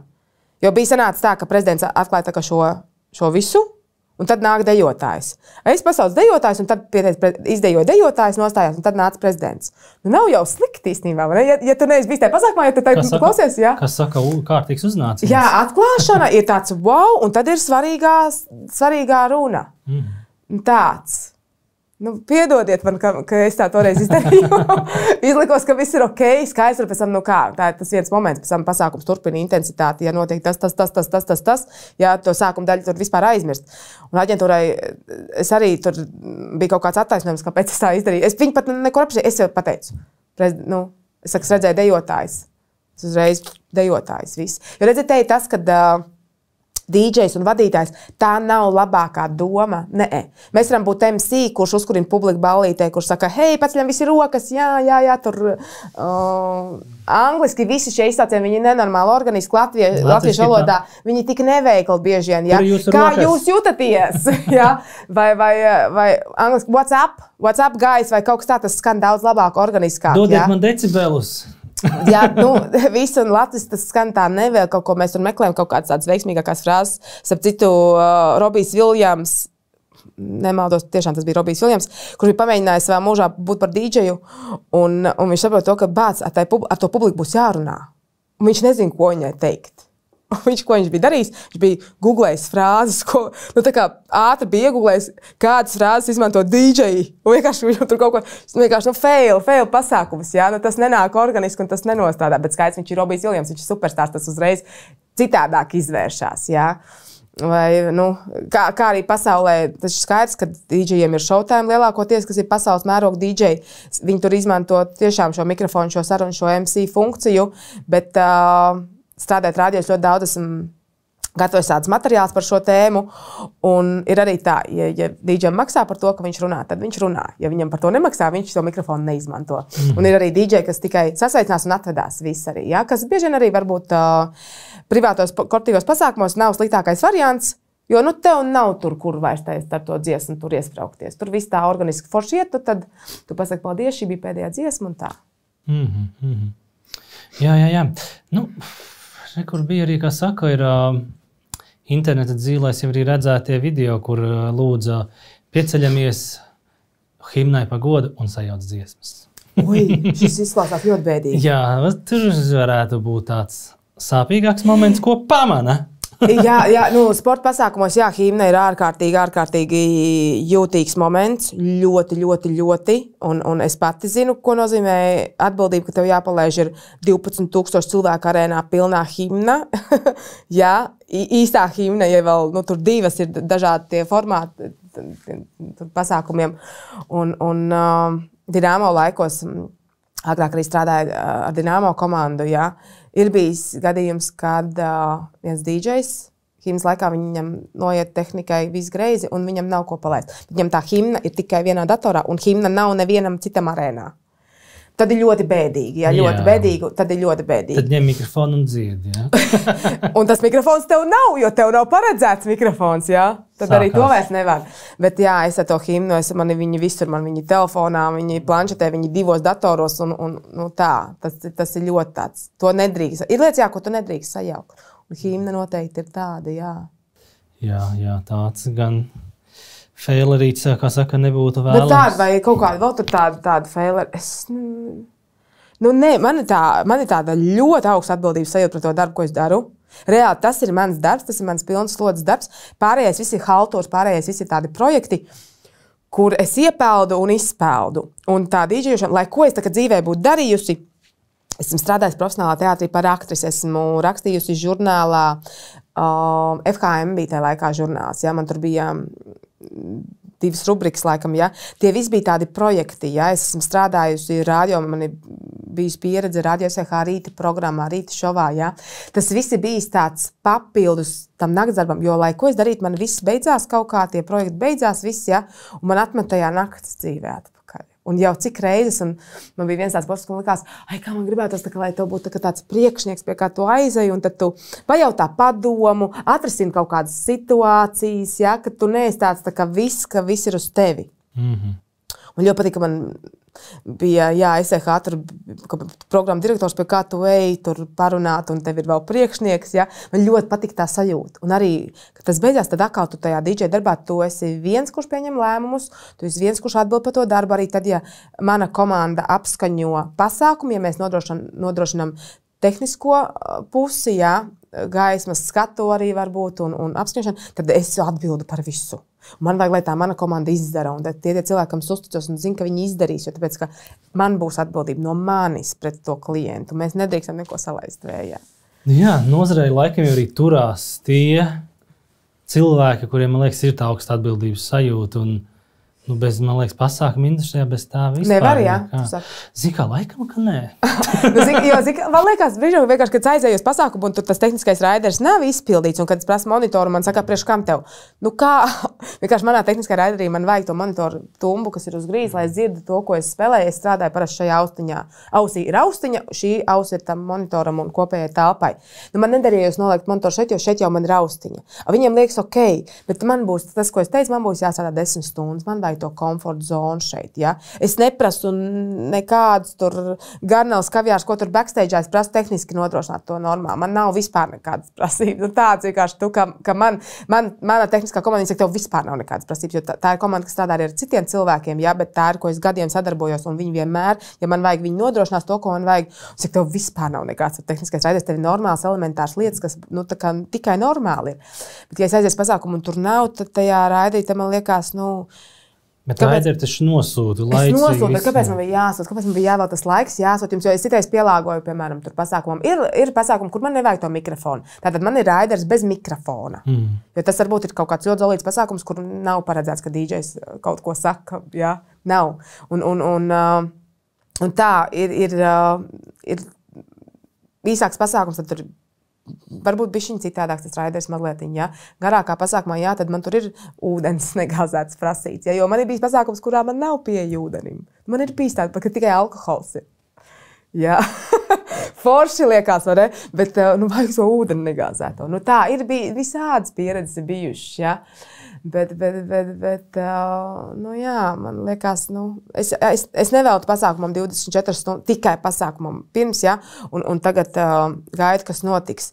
Nē, es arī pirms tam man arī vajag laiku sataisīties pasākumam, ja. Ja Džeks uzvalku, viņš ir gatavs, ja paveicās, tad mani mati, mani seja, ja, kas arī paņem laiku un tā, ja, un sagatavošanās darbi forši, ja viņi jau beidzās ātrāk nekā tajā dienā, kad ir pasākums. Man ir bijis privāta dzimšanas diena, kur neko nevajag, visi forši, viņi uzticās, viņi zina, kā es strādāju, viņiem viss patīk, viss notiek, un 3 stundas pirms man jābūt pasākumā vietā. Man zina saka, klausies, mums te dziesmu saraksts, ko vajadzētu. Es saku, godīgi sakot, pasākumā sagatavošanās darbi beigušies, bet atsūtiet, es izdarīšu, ko varēšu, maksimālā kaut ko es varu. Bet skaidrs, man nav visas pasaules dziesmas iekšā, ja, un tā. Un tad saņem sarakstu ar kaut kādām 150 dziesmām, kur tev vajag laiku pat viņas apskatīt, tev vajag laiku dabūt vismaz kaut ko, ja? Tas vienkārši nav nopietni. Tā es tagad sāku pievērst arvien vairāk visādām tādām lietām uzmanību, to, kad man jāiegūst šī informācija maksimāli ātrāk ir no klienta, ko grib. Jā, man liekas, arī ļoti daudziem zina, ka apmeklētāji viņiem atnāk izklaidēties, un viņiem liekas, taču uzliec Spotifyā to dziesmu, bet ir jau tā, ka DJiem ir faili, un viņiem ir sava pults, ar ko viņi to laiž. Jā. Un tur nav tāds maģiskais interneta pieslēgums, kur tu momentā var dabūt. Vēl jau vajag arī to dziesmu plusmīnus noklausīties. Ja tur ir kaut kādi četrstāvīgie vārdi. Ir jau vietas, kur to var izmantot, bet skaidrs tev ir bišķiņ jāsaprot kaut kas, ja tā dziesmai kaut kāda, kāds ir intro, kas tur notiek, vai tur, jā, vai, ir dažādas tās situācijas. Jā, forši vienkārši skaidrs, ja tie requesti, kas notiek šeit un tagad, ja, kad cilvēki nāk pasūt dziesmu, tad tā ir cita situācija. Bet sagatavošanās darbi ir daudz foršāk, ja viņi beidzās ātrāk nekā tajā dienā, kad ir pasākums. Vai norisinās jau, kamēr tu sāc? Bet arī tā ir bijis. Tagad vajag šito. Es strādāju, kaut kas notiek. Tagad vajag šito dziesmu. Pagaidiet, man viņi ir jādabūna, man vajag kaut kādas sekundes, kaut kādu laiku. Es nezinu, vai man viņi ir šajā bibliotēkā, iekšā šajos visos 1000 dziesmu, vai viņi var atrast, varbūt man viņi kaut kur jādabūna. Vai tagad. Tas nav tā kā on-off, vai gaismu ieslēdzam, nevajag gaismu izslēdzam. Tas tā nestrādā. Bet no malas jau to bieži vien arī cilvēki nesaprot. Tā. Man ir bijis pasākums, kur strādāju, kur vispār tur viss gāja greizi un šķība un nepareizi, un klientam īsti nepatika nekas, kas notika. Tas bija ar aģentūras ziņu, gan viss, jā. Un tagad pēdējais, kurš vēl var nepatikt, ir DJs, jo viss ir kancelēts, grupas, viss ir kancelēts, un tagad, lai DJs strādā, aizpild visu to laiku, kas jau viss aktivitātes ir kancelēts. Bet tagad DJs lien no ādas ārā, jo DJam ir viens cilvēks, kurš laiks saka, šito dziesmu, tagad Opus Pro Rozā debes, tagad Bon Jovi, un saprot, tas ir vienkārši. Es dabūju to dziesmu un saku, nē, tagad citu, tagad Donu. Saprot, vienkārši. notiek kaut kāda raustīšanas, pat nevar saprast, kas par procesu notiek. Kas tādā zālē notiek vispār nevar. Garstāvokļu svārstībām, ja? Tagad bēdīgā, un tādā aiziet, un tagad atkal bēdīgā. Bet tas ir tā, ka tev nav, tu palaidi to dziesmu, skan tas rozā lietus, nē, tagad Bon Jovi, un tagad, man vajag tagad, bišķiņ tagad dabūt to dziesmu, ja? Tam jau nav domāts DJs, man liekas, tad jūs varat kaut kādu jukebox uzlikt, ja? Vai tad jūs varat paši, jā, iet un kaut kādā YouTube kaut vai tur to ballīti spēlēt. Jā, DJs, manuprāt, tomēr ir tas cilvēks, kurš strādā to publiku. Es tieši pirms nācu šeit pie tevis ciemos, es paskatījos, kas DJs, kas tad ir tā definīcija, ja? Tas ir cilvēks, kurš tā kā atskaņo ierakstītu, tā kā ierakstus, ja? Kurš samiksē kopā, kur, kādā programmā, tam nav definējuma. Ja? Es zinu, DJs, kas izmantojuši ir Winamp programmu, bet ja viņš tā māk strādāt, kāpēc nē? Ja?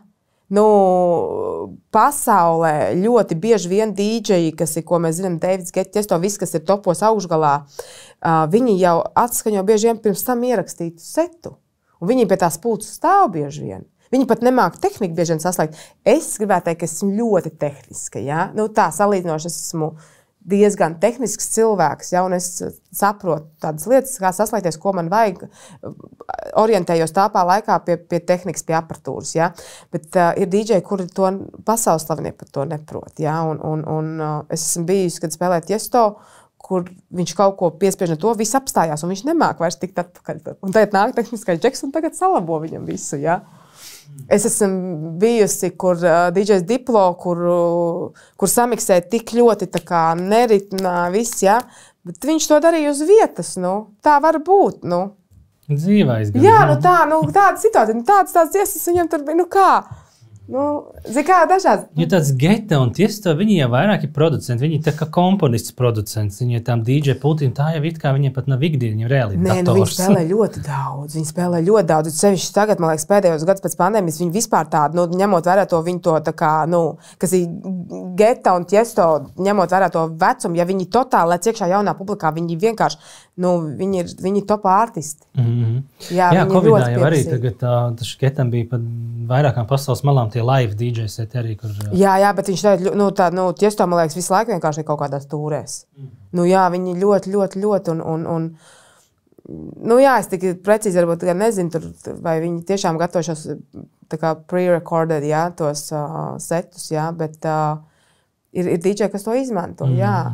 Bet es gan gribētu ticēt, ka tomēr daudz ar to tiešām. Man reiz teica arī, ka tas tāpēc, ka tur, piemēram, ir jāsaskaņo tā kā lāzeri, ir jāsaskaņo projekcijas, ja ir viss kaut kas tāds, kam ir jāsaskaņo. Bet es esmu personīgi pati runājis ar Martinu Gariks video, tā kā cilvēki, kas atbild par video instalācijām, un tur ir ļoti perfekti viss atstrādāts. Viņš gan tagad vairs nestrādā, viņš strādāja daudz gadus, bet tad viņš pārtrauc to sadarbību. Viņu kādu, divus atpakaļ neatceros precīzi, ja? Tāds Fabians, un vienkārši tur ir precīzi visi zināms. Tas ir komandas darbs. Lūk, komandas darbs, kas bieži vien ļoti nepieciešams ir, ja? Tev ir jājūt tas, lai, tev ir, tas ir komandas darbs vienkārši, kas, es domāju, viņš ir tik sinerģiski jau, kad vienkārši publikā nostrādā perfekti, un tajā publikā tie cilvēki nezina, vai tur ir sekundes nobīdi vai nē. Es esmu strādājis, atvaino, kad es te vēl gribu runāt kaut ko tev, es esmu strādājis ļoti maz reizēs, kad ir kaut kāda pirotehnika uz skatuves. 5 varbūt manā mūžā. Ļoti maz. Un tad vienkārši viņi pašlaiž kaut ko. Arī forši. Viņi zina to dziesmu, viņi tur zina kaut kādas labās vietas, viņi tur forši nostrādā. Jā, arī par tiem raideriem, tad atgriežoties, jā, ir, kā saka, visādi brīnumi. Labi, Latvijā īsti pat ne, bet ir arī, mēs redzētu, kur vienkārši tu nāk no serijas ar planšeti. Tev tur ir kaut kāds virtuālais DJs, un tu vienkārši baks planšetē. Tā. Bet tad atgriežamies pie tā filozofiskā jautājuma. Kāda DJam galvenā funkcija? Pārsvarā, lai dejotu publika, vai ne? Redz, jā, te laikam... redzi, kā izskatās jau ļoti forši, ka tev ir nopakots galds tur ar playeriem, tur pat 3000, viens players, tev ir 4 playeri, tev ir super dārga tehnika, dārga pults, tev tas viss vēl jānes. Es agrāk staigāju ar vinila playeriem 2, smagiem, kas man bija smagi, staigāju pulti, kas vēl bija 3. kofers, visu to stibiju. Nu, tas bija smagi, tev neviens tur nepalīdz, kur tu turēji, ja tu kādreiz bija gadījumi, kas tur paprasīja kādā varbūt, un es vēl otro stāvu, nē, pat nesbaigs smagais. Nu, es varu to, tas skaidrs, ka es varēšu no trešā stāvu tikko kā nonis lejā. Bet tas viss tev tur jāstibīt, ja, nu, tā kā tā mīstādi, nu, un man sāka ļoti problēmas rasties ar rokām, man pat operēja vienu roku, ja bija muskuļu maisiņu iekaisums, jo vienkārši tu visu laiku stibīji tos smagumus, ja, un tu viņus stibīji vairākas reizes nedēļā. Un ziemā tu nevari atstāt to tehniku mašīnā, tāpēc, ka viņai ir pa augstu, mīnus grādos. Vasarā viņai ir pa karstu. Ja vasarā vinila players, viņš var arī, ja viņš, nu, viņa saulē nevar likt, ja esmu sadzies, ka vienkārši, nu, tā plati gata viss kus tur, jā. Viss kaut kas, un tad vienkārši saprot to, nu, vai ir nozīme nēsāt, vai nēsāt tāda aparatūra ir nozīme.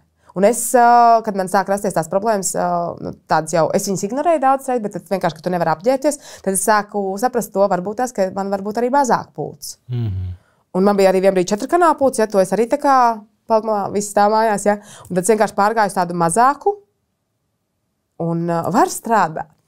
Protams. Strādāt var. Jā. Tur jau tā lieta, jā, zini, arī tie ir tādi, kā saka, kāda pasaules DJ, kuriem tur raida arī tiešām tur 4 kanālu mikseri, tur viss tur tas pults un izmanto tāpat 2 tikai, lai 2 ja tāds pieredze, nu jā, varbūt arī tā. Es skaidrs, ka daudz izmanto, tur, nu, viņi tā tikai māk strādāt, viņiem pat varbūt cita pieredze ar kontrolieru nemaz nav, bet es zinu arī ļoti vienu pasaules slavenu, nu, ka Amerikā viņi tādi, varbūt Latvijā viņi mazāk zinām, visticamākais tāda Kim Lee, un viņa spēlē no tādas pašas tehnikas kā es, no tāda paša kontroliera. Un viņa katru reizi, viņa ņem viņu līdzi, viņa tur, kur viņa brauc no Ņujorka, Lasvegas, Losandželosa, visur, kur Amerikā spēlē, viņa ņem līdzi to savu mazo pulti. Un viņa spēlē no datora, kas ir, nu, tā kā, tādu vairs pat tu dabūt nevari. Viņš ir kaut kāds 13.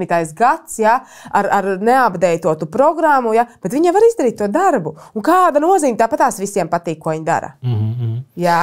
Te ir, man liekas, ļoti daudz kaut tās nozares, kur arī tas mārketings kaut kā spiež uz jaunāko, spīdīgāko ar vairākām funkcijām. Mums te jaunākais rekumikseris šis, un es arī biju parunājis vienu kino operatoru, kurš arī, nu, kā saka, nu, jaunības maksimālismā. Mums vajag, tu vari lielāku kameru, to vēl jākabina klāt šito, un tu beigās uztais. Un klients redz, jā, es redzu, pa ko es maksāju, milzīgi kino kameru, ja viņš to paši var izdarīt, jā, nu, fočika izmēra kameru, jā. Cik kā teica, ar iPhone, ar kaut kādu tur, iPhone pēdējo var arī uztaisīt tāpat, kā ar kameru nofilmēt, jā. Nu, jā, nu, kad esot kaut kādas pat pieredzes, kad cilvēki pat raidījumus filmē ar iPhone, jā. Ir iespējams šodien viss kaut kas, un viens brīdis bija tāds arī, neatceros, vai tas bija, tā kā, kad pandēmija jau tā kā gājas beigām, ierīdz parādies, tā kā, nu, tā kā mazāks tās tehnikas, tā kā ierīdz kaut kur, tā kā kaut kas mainījās, ja atgriezāmies normālā darba ritmā, ja, bet, kad cilvēki aiziet ar kaut kādu mazāku tur pulti, ja, es pat gribēju nopirkt kaut kādu šitādu ten maziņu, bet viņi bija visur izpirkt, viņi vienkārši pasaulē nevarēja dabūt. Ja viss Amazonas, viss bija izpirkts ritīgi, bet tas bija tāds drīzāk for fun, ja tāds, ja kaut ko tāds mobilais. Bet man vienkārši gribēs tāds, nu, joku pēc tādu pamēģināt, jā. Tas vai tā kā dekoriņš uz galda. Jā, svečturs bez nazvai, jā. Nu tāds, bet tagad jau mēs esam atgriezušies jau kaut kādā tādā darba režīmā pilnā, bet skaidrs, ka jā, es varu arī izdarīt to savu darbu no mazāks pults nekā no 4 playeriem. Jā, nu atgriežoties arī pie šīs operators man izstāst, protams, viņš arī, kā saka, uzbūvēja sev tur milzīgi. Tad viņš saprot, ka ne viņš vienīgais tāds un ka visi, jo tu paliec, kā saka, pieredzējušāks, profesionālāks, tu esi nobražājies 11 gadus, 20 tajā nozarē, un tu beigās saprot, ka jo mazāk lapati, jo labāk. Jo tev vieglāk, nu, nav jau starpība, rezultāts nemainās. Nu. Ja nemainās, tad jā, tad nav starpība. Tad tā jā, ir, jā. Tieši tā, un nu, tas tā, jā, tīri pa tehniku, bet jā, nu, tas filozofiskais mums tas jautājums arī, nu, kā ir tam vispār DJ funkcija pasākumā? Kā tur definēt? Nu, redzi, man liekas, ka jā, tas ir cilvēks, kurš strādā ar publiku un jāsaprot ir uzdevums, vai viņiem ir jādejo, vai viņiem ir jābauda vakars, vai tā ir fona mūzika. Bet ir pasākumi ļoti gan maz tādi ir, kur ir šī dziesma pasūtīšana, kur ir konkrēti iespēja pasūtīt dziesmas.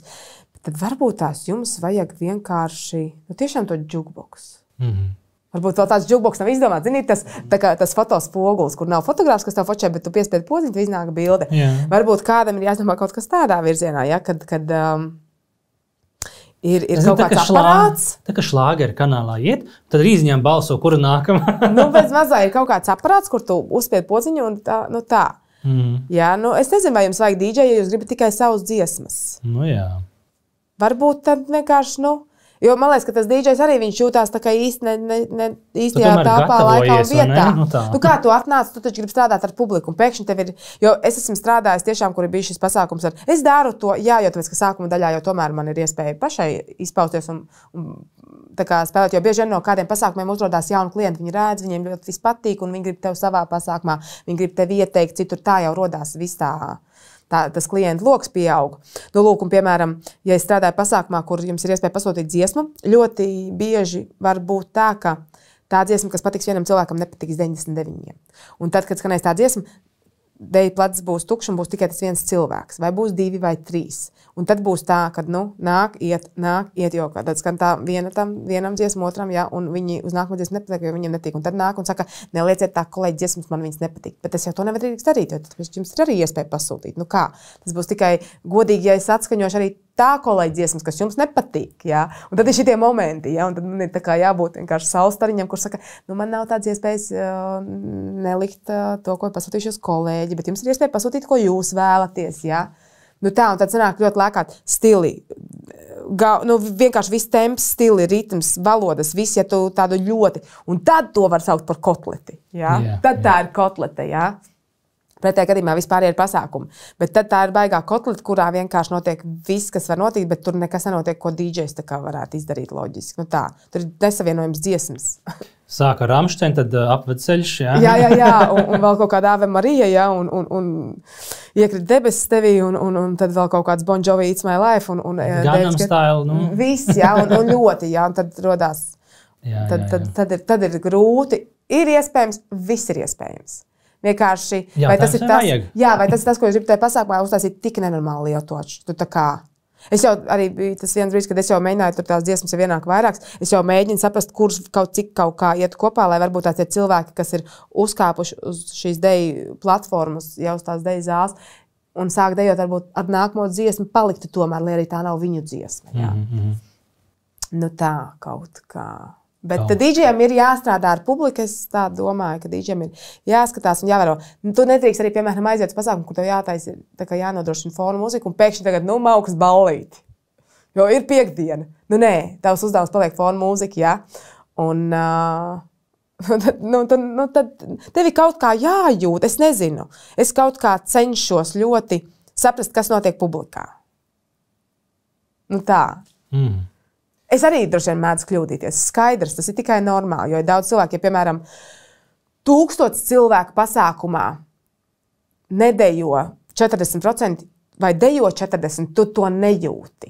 Jo ir pārāk liela masa, bet ja 50 cilvēku pasākumā dejo 5, tu ļoti to jūti. Un tātad tev ir jādomā, ko darīt, lai dabūtu daudz vairāk cilvēku uz to deju grīdu. Kas tev slepnais ierocis, kurš gabals, lai piepildītu deju grīdu? Nu, jāskatās mazliet arī no tā vecuma. Ir skaidrs, ir strādā visādas Tīnas Terners, The Best, jā. Nu, redzi, jāskatās, ja ir uzņēmums ar gan jaunākiem cilvēkiem, gan varbūt tur 40 plus, 50 plus un tā, ja, nu tad varbūt strādā tas hits, kas Tīnas Terners kaut kāds, ja, vai YMCA, Village People, ja, nu tāds, kas ir disko, ko visi zina, kas patīk, varbūt tie cilvēki, kas ir jaunieši 30-gadīgie vai tur 20-gadīgie, viņi nekad neklausīsies, bet viņi zina, un viņi forši ballītē pavākās, jo visi dejo, un dejo viss kolektīvs, un dejo boss, un viss notiek, un forši ballīt ir, ja. Jā, nu kā vispār ir tik daudz stundas nostrādāt un vienkārši non-stopā laist enerģiju, kā saka pūlim, tad parasti jābūt tam avotam arī, no kurienes tu ņem, un tad tā ir tā pati tava mūzika. Tā laikam ir tā enerģijas apmaiņa. Tie cilvēki dejo, tu saņem atpakaļ skaidrs, tu nogursti. Bet tas ir tā mazliet varbūt pat tā neaprakstām īsti, tā foršā sajūta, tāds gandarījums. Zini kā, visforšākais kompliments ir tas, ka tev kāds šitā parāda vai pasaka, bija ļoti forši, paldies, mums ritīgi patika. Es jūtos tik labi. Un skaidrs, ka ir tāds reizes, ka cilvēki pasaka, viņi atrod pat laiku varbūt uzrakstīt, tur Instagramā atrast un piesakot un uzrakstīt, un tas ir tik ļoti patīkami, ja? Un ja cilvēks pēc pasākuma pienāk klāt, vai tas ir publisks pasākums vai privāts, vai ja tu zini, ka klients vēlas pēc tam tev vēlreiz, nu tas ir viss, kas tev ir vajadzīgs. Tu jau, nu tā kā, tu no tā, tu saproti, ka tu dari kaut ko pareizi, kad, nu, vai ja cilvēki aplaudē pēc dziesmām vai gabalē, vai viņi ir priecīgi, ja? Bija ļoti, ļoti forša pieredze. Man bija šogad Pozitīvas festivālā. Bija vienkārši wow, bija vienkārši tik kolosāli. Es strādāju 2. dienā. Tas bija pēdējā brīža piedāvājums, jo viens DJs bija kaut ko sajaucis. Tas bija sadarbībā ar EHR mediju grupu. Bija tas pārtībus. Un kaut kādas 3 dienas iepriekš, vai 4, man saka, vai tu varētu sestdien. Man jau bija sarunāta cita spēle. Bet skaists, tas ir Pozitīvs festivāls, un vecīgi būs tukša. Es tajā vietā man vieglāk dabūt bārā citu DJ un aiziet uz to Pozitīvus, jo es zinu, ko tur vairs var dabūt no tās publikas. Tur bija tik nenormāli forši balī. Tur bija vienkārši superīgi. Un es pat kāpu uz galda, un bija tas miķis, un bija tas ar tiem cilvēkiem, ka tur bija arī daudz tādu, riktīgi jaunieši, tur 17, 18 gadīgi. Ja. Tur bija tik nenormāli labi uzķēru viņus, un viņi tik nenormāli labi pavilkās uz to, ko es daru. Tas bija vienkārši tāds vienkārši sprākst viss no tām emocijām, cik nenormāli forši. Un tu tā uzlādies, ka tu varētu vienkārši vēl spēlēt. Bet tas bija tāds showtime, manuprāt, tur bija 1,5 stundu vai 2, kas ir nenormāli forši optimālais laiks, lai tu varētu izspēlēt varbūt pat ne visu, ko tu gribi, bet tev paliek kaut kāds rezerves, kur tu vari variēt, ja kas, jā. Bet tas tik nenormāli forši strādāja to publiku. Viņi vienkārši, tas bija emocionāli, tas bija tāds visemocionāli piesātinātākais un augstākajā tādā pozitīvajā pakāpē pasākums. Man liekas, šogad bija ārkārtīgi super. Un vēl bija Rīgas svētki, kas bija Krastmalā, kur arī man bija showtime, 1,5 stundu sanāca, jo bija tehniskas problēmas, bija jāspēlē 2 stundas, pazuda elektrība visam. Tas norāva kaut kāds 20 minūtes no tā manas uzstāšanās laika. Tur ir 1000 cilvēku. Tev ir milzīga skatuve, tu esi maziņš uz tās skatuves, un tev ir galds, uz kur tu vari uzkāpt. Un tev ir mikrofons. Un tu esi vienkārši mazs punktiņš. Tur var būt jau 10 metrus tālāk tiem cilvēkiem. Labi, 10, ne, tur vairāk, ja tur 500 metrus tālāk. Ja.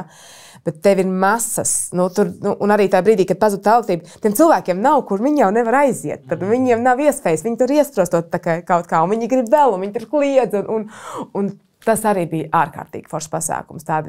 Tas, ko tu nevari dabūt to sajūtu bārā, tu nevari viņu dabūt nevienā kafejnīcā nogalē nedēļas. Ja?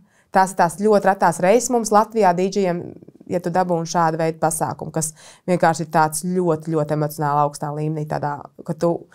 Un tad tev liekas, ka tu kaut ko dari pareizi, un ka tev cilvēki raksta, kur bija arī Rīgas svētkos, Rīgas dzimšanas dienā, kur man Instagramā rakstīja arī ārzemju viesi, ka vienkārši viņi nav redzējuši neko labāk. Viņiem šis bija vienkārši superīgi, ka es daru nenormāli kruto savu darbu un tā. Un tu esi tik nenormāli forši pacelāts. Ļoti, ļoti patīkami. Bārā arī ir cilvēki, kas tur rāda forši un saka paldies. Jā, arī ļoti forši, bet tādu masu pasākumu, kur tiešām var strādāt ar to publiku un tu viņus uzķer un viņiem patīk tas, ko dara. Tāda mums ir maz. Man vēl sanāca, kad bija pasaules čempionāts hokejā. Man ļoti daudz sanāca darboties un man sanāca arī darboties fanzonā. Un tur arī bija viena nenormāla forša spēle, kur bija pret Kazahstānu Latvijas komanda uzvarēja. Bija kur bija vājprātā daudz cilvēku tajā fanzonā, un bija sestdiena, un man bija tieši tas ballītes laiks, jo bija tā kā ballīte, ja, ka man vienkārši mums jāiet uz tām beigām, jo ir nenormālākās masas, var sākties nekārtības, policija to var netikt galā, jo ir vienkārši vājprātā daudz cilvēku. Un vienkārši, ka visi lēkā vienkārši, tā ir tāda sajūta, ko tu nevari dabūt. Un, zini kā, īstenībā agrāk bija, varbūt tagad jau mazliet mazāk, ja tu strādāji korporatīvos pasākumos kā DJs, tas skaitījās tā kā lamavārds. Un man likās, tas ir pilnīgi nepareizi tāda domāšana. Bija tādi, kad ir tādi DJ, mums ir ļoti daudz vispār kolosāli DJ, mums vispār ir daudz DJ, ļoti daudz ir talantīgi un arī viņi producenti un tā, bet viņi varbūt nespēlē privātos pasākumos, kaut kādiem iemesliem pēc, nezinu kādu. Bet, ja tu spēlē, viņi saka, tu jau korporatīvo pasākumu DJs tu esi. Jā, un ziniet, tā sajūta, ko tu vari dabūt, strādāt, kad tev ir iespēja ar to publiku tajā laikā, kad visas oficiālās daļas beigšās, tu tā sajūta nekur vecrīgā nevar dabūt nevienā bārā, nevienā kafejnīcā. Tas, kā dabūt miedarbību ar to publiku, kā strādā, tā kā likt viņiem dejot, uztvert to, kas notiek, tu nevar tās sajūta dabūt, vienkārši aiziet vakarā, piekdienā atspēlēt tur kaut kādā bārā. Tās ir cita veida pozitīvās emocijas. Bet to uzlādēšanos, jā, un man liekas nenormāli forši, kad ir tāda iespēja, jo mums jau tie cilvēki, kas iet ārā, izklaidēties, viņi ir tik, cik viņi ir, vietas ir ļoti daudz, jā, un mums jau nav tādi nakts klubi. Mums jau nav. Un tad tas nakts klubs ir tas, ko tu vari bišķiņ ienest tajā privātajā pasākumā, kur dabūt tās emocijas. Un man vēl nesen ir kaut kas teicis, tu jau par korporatīvajiem māc, es strādāju arī korporatīvajos pasākumos, un man liekas, forši, ka man uztic šādu iespēju. Jo tur tev ir jāstrādā daudz vairāk cilvēkiem, un tā ir cita veida publika nekā. Tu aizej uz bāru, tu kā tāds karalis mazliet var aiziet, un mazliet darīt, kā tu gribi. Gadās tā, ka tu vari. Ir reizes, kur tev pasauc kā mākslinieku, kur tev varbūt jāstrādā mazāk.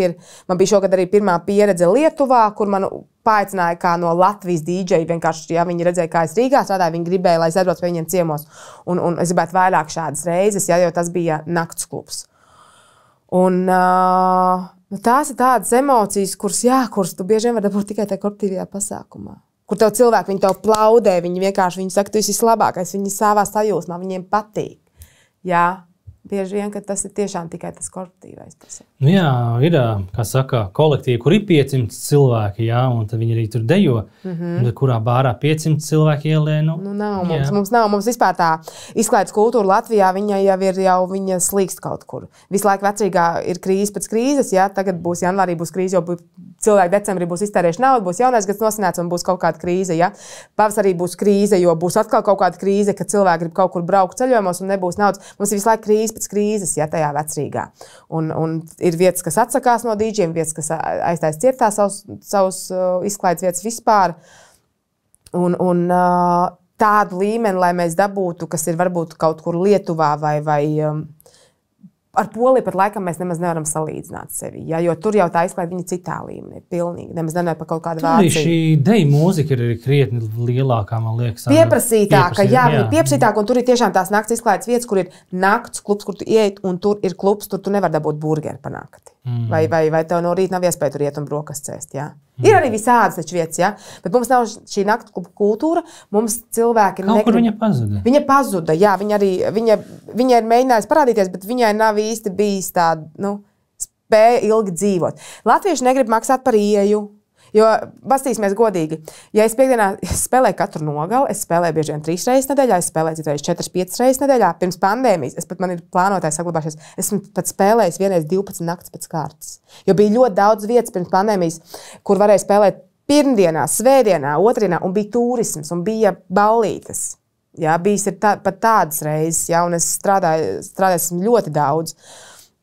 Un tagad viss ir savādāk. Tagad visiem vai tikai noglēs ir ļoti maz vietas, kur tu vari strādāt ceturtdienā. Ļoti maz vietas.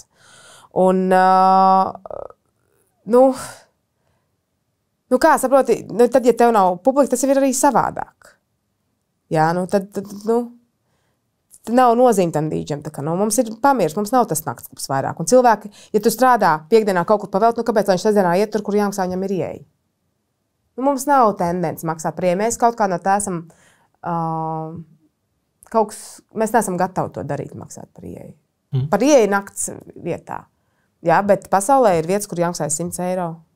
Jā, tur spēlē arī cita veida DJ, bet šeit arī bija vieta, kas konkrēti aicināja DJs no pasaules, kas bija producenti, jā, un radio hitu producenti un mūziķi, jā, un neaizgāja tik ļoti. Neaizgāja, nav Latvija vēl īsti to nesaprot. Mums tā ir ļoti attīstījušās tās reivu ballītes ar drum and bass, arī tādi pasaules līmeņa mūziķiem, bet tie cilvēki, kas iet tur, viņi neiet uz Vecrīgu. Viņi iet tikai tur, tā ir viņa tāda komuna, tā ir tāda drum and bass vieta, jā, un viņiem Vecrīgā nav ko darīt, jo tur to mūziku nevar dabūt. Un viņi neies uz kafejnīcu, kur tu pa dienu ēd, un tad vakarā tad DJs spēlē. Vienkārši latvieši ir pamaz palikuši. Varbūt arī, bet mums turisms arī, kāpēc, lai jaunieši no Vācijas brauktu, šeit izklaidēties, panorāmas ratā izbraukt. Kādreiz braucu, jo te bija daudz lētāk, bet tā jau vairs nav tas stāsts. Kaut kas ir mainījies. Skaidrs arī paaudzes izmainās, un tie cilvēki, kas agrāk, mani draugi, paziņas, kas agrāk nāca uzsēties, viņi tagad neiet, kur es strādāju. Viņi gadiem nav nākuši. Viņi neiet pat ārā, viņiem ir bērni ģimenes, viņi pavada laiku savādāk. Viņiem ir normāls darbs, viņi strādā 5 dienas nedēļā, viņi nogalē atpūšās, viņi citādāk izklaidējās. Un tie, kas iet varbūt tusēties, teiksim, uz Vecrīgu, viņi to dara vienreiz mēnesī, izdara kvalitatīvi, riktīgi notusējās, un tad atkal neiet. Un tad atkal atgriežas tur normālā ģimenes ritmā, jā. Vienu dienu bišķiņu pēc ballītes atkopjoties, jā, bet mainās paradumi. Jaunieši šobrīd arī tusē izklaidējās savādāk. Daudz kas mainās, un mēs laikam īsti Rīga nav atradusi veidu, kā tikt tam līdzi. Ir vēl, paldies Dievam, paldies visiem, kas nāk ārā tusēties, ja? Kuriem vēl patīk baudīt mūziku, baudīt atmosfēru, baudīt šīs izklaides vietas, šīs nakts izklaides vietas, kas ir šīs bāri iestādes, kafejnīcas un tā, jā, arī tie daži naktsklubi, kas mums ir. Jā, forši, ka viņi nāk, priecēja ik viens, kurš nāk, bet skaidrs tā izklaides kultūra un tā tusēšanas paradumi ir mainījušies. Pēc pandēmijas, manuprāt, izteikti. Nu, tad novēlējums raidījuma izskaņā taviem amatbrāļiem un amatmāsām. Es domāju, ka, ko es varētu novēlēt to, ka jāatcerās, ka dīdžejošana ir darbs. Ļoti daudzi dīdžeji Latvijā to pozīciju dīdžejošanu uztur kā papildus ienākumu, jo mums te viss ir tik, cik viņš ir, un stabils darbs vienmēr ir drošāks. Jā. Pandēmija arī parādīja, ka vienu dienu viss var beigties. Un tad mēs nezinām, ko mēs vairs mākam, jā, jo mans CV ir tikai izklaides. Man tādu normālu darbu dabūt, kur es kādam varētu darīt, būtu ļoti, ļoti grūti dzīvē. Jā. Es tādā izklaides kaut kādā jomā esmu iesēdusies visu mūžu. Un, manuprāt, ir jāatrod kaifs no tā, ko tu dari. Jo nevienam nevajadzēs tev tur tā kā noguruši tādu. Tu vari atteikties no tā, ko tu dari, jo vienmēr būs kāds cits, kas to izdarīs tavā vietā. Dariet to ar prieku. Man ir paveicies kaut kā laikam, ka tas darbs, ko es daru, tas ir arī mans hobijs. Ja? Un man ļoti patīk tas, ko es daru. Un man arī vienreiz viens cilvēks teica, kāds var būt, ka tev nav bijis tā, ka tu negribi iet uz darbu. Man tā nekad nav. Nevienu reizi man nav bijis, ka man ir tā, ka es negribu iet uz darbu. Es domāju, tad vakarā jāatstrādāt, un es negribu iet. Man tā nekad nav bijis šogad laikā. Un es novēlu, lai tiem, kas dara šo darbu, arī būtu tāda sajūta, ka nekad nepiezogās tā sajūta, ka tu negribi iet, bet ka tu vienmēr esi gatavs iet, gatavs darīt, iet un spēlēt to mūziku. Man liekas, man pat citreiz, ja man ir slikts garstāvoklis, tur dienā viss kaut kas tur tev jārisina, jākārto, jo viss tev jādarbojas ap visu ir, jā. Nav tā, ka tu tikai 2 dienas nedēļā strādā, pārējais viss tur neko nedari.